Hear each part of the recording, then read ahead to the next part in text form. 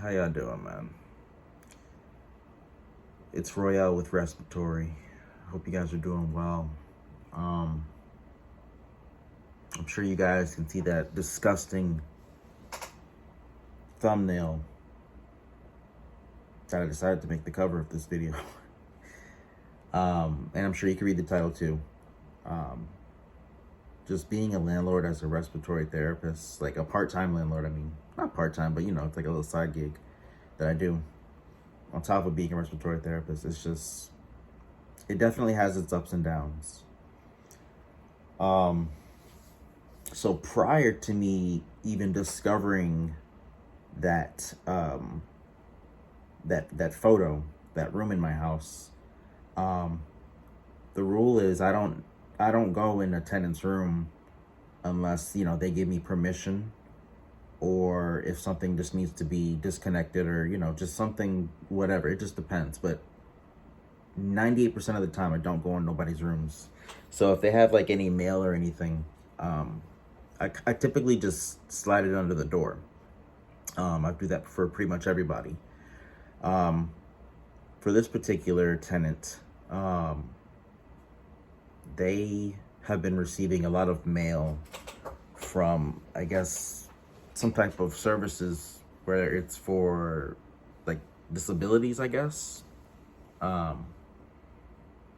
anyway, I got this big packet that belonged to this tenant, and I was like, okay, I'm trying to slide it under the door and it's not going. So I was like, well, this tenant hasn't been here, and hopefully this tenant trusts me enough, because this tenant allowed me to take her own vehicle and park it in my garage.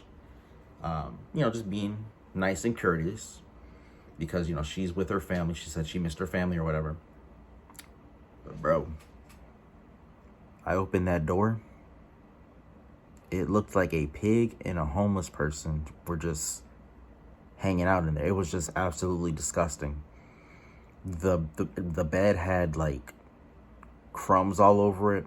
It's a good thing I got that mattress protector, but the bed had crumbs all over it. There were roaches in the room. There was it was like this bag. I didn't even open it, but there was this bag of Chipotle, if I'm saying that right. And the smell was just foul. It was just all around the room.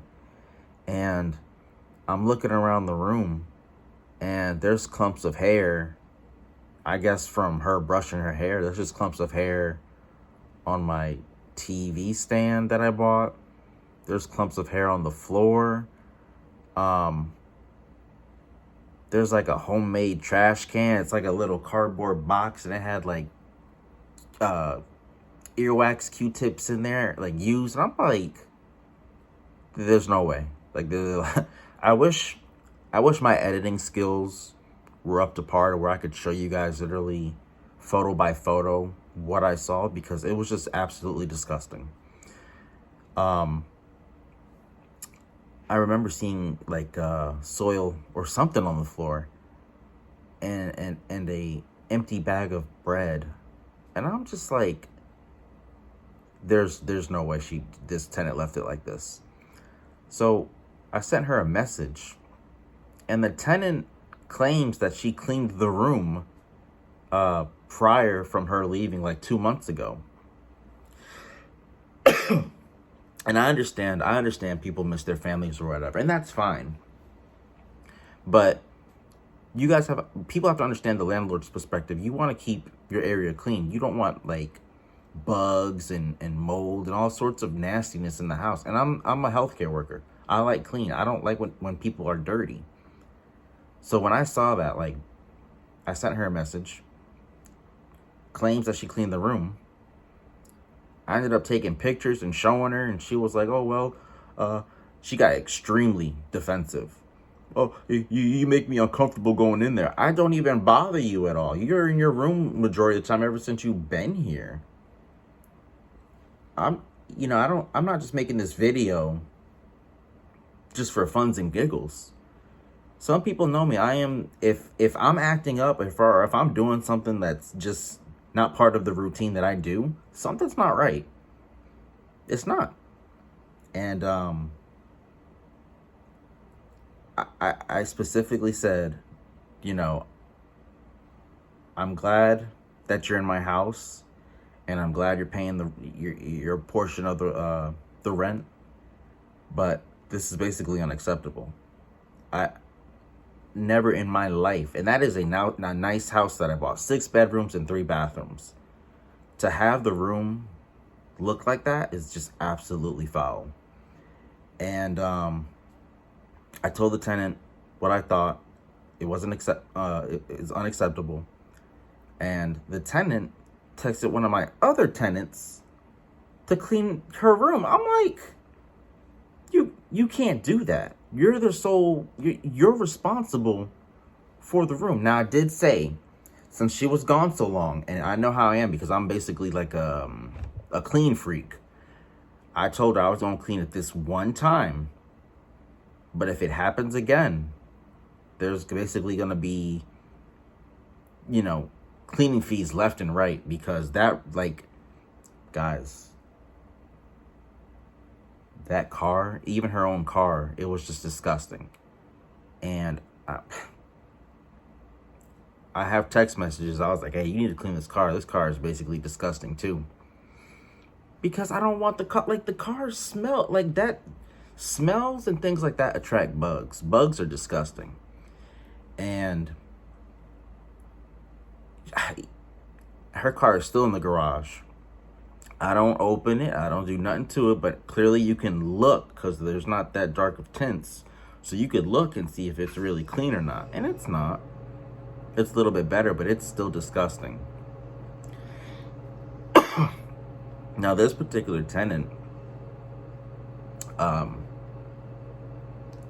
has, how do I say this? Well, I think I already said this already.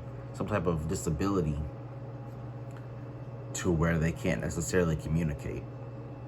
And somehow that's a disability, and she's getting money, whatever. Cool for her. But it still doesn't excuse you saying that she didn't clean the room whenever she left, and claims that she cleaned it. But the thing that, for future landlords, I'm nice. I try to be very nice and polite and try to do things for people. I'll give you the shirt on my back. But the thing is, with this particular tenant, she said that, quote unquote, I made her feel uncomfortable. But yet, I always ask if you're good, you got any concerns, are you happy with whatever you got going on, what are your plans. I actually genuinely talk to her if she texts me out of nowhere and just has a question. And honestly, it was a slap in the face whenever she said I made her feel uncomfortable, because why in the hell would I allow her to have the room like that and attract bugs? Now, low key, I know we're coming up in the summertime temps, and like bugs are more prominent, ants are more prominent, and you see one ant's gonna send a signal to the others, and you don't want that to be an issue going forward, because that's gonna be a whole issue throughout the year. You'll just have ants over here, and you're just like, where are all these ants coming from? I already got an issue like that in the yard. So luckily she only had roaches, but I killed them all. I got them all. But it still doesn't excuse the dirtiness. But that's just the thing about being a landlord. That's the downside of being a landlord. You don't necessarily know if people are clean or not, despite background checks. The only thing that I saw in her background check was literally her disability. No criminal record or anything, but I did see the pattern of dirtiness, and all that started from the car that she drives. But I don't know. There's just so many ways I gotta tackle this, because I know for a fact I put in the lease that no tenant should go in another tenant's room. I know this one is kind of complicated because she allowed another tenant to go in the room to clean up for her, but that's not your responsibility, you know? You're only responsible for your area and what you make dirty. So I'm pretty sure this tenant is already on my bad list for sure. Just being dirty, you know. I don't ask for much as a landlord. Just be clean, be polite, treat others with respect. If you make a mess, clean it. If you have any issues, I literally have that on the fridge. I got a whole list of like like rules to where if you have any concerns, contact your landlord. You don't need to contact another tenant. So I'm trying to think of ways to basically punish this, but this definitely needs to be addressed.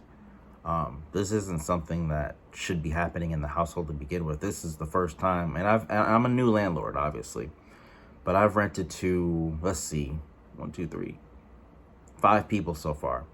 So I think I pretty much have an understanding on how to be a landlord and how to address concerns.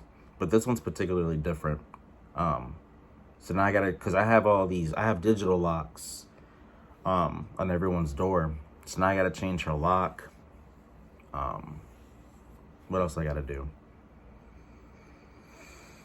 I don't know.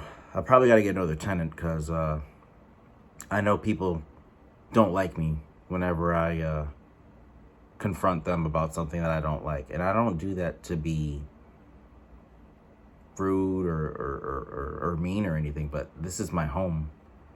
This is the home I'm trying to pay off faster so that I could build generational wealth. And here I am offering it to you for a small price, and you're making it look like that show Hoarders, where there's, man, y'all can see that thumbnail. It's just disgusting. But anyway, just being a landlord's a headache. It's definitely good money if you just want something consecutively each month. And another thing I want to say too, you necessarily can't judge a book by its cover. But I should have known better. I should have known, because you can, like I said, you shouldn't judge a book by its cover. But we're in a day and age now where you could just look at somebody and be like, I don't know. But I got too caught up. I think for me, I got too caught up in, just trying to fill up the room for a price. And I'm pretty sure I'm going to have to reevaluate her lease or talk to her about that lease. Because that's a no-no. No. Dirtiness is a no-no. And, man, I did not think I'd be doing that after working a 12-hour shift. I'm at work right now. I'm at my PRN gig, and it's going. I gotta go again today, because what time is it? Yeah, it's 2:55 as of now in the morning. And gotta be back here again at 6:30 p.m.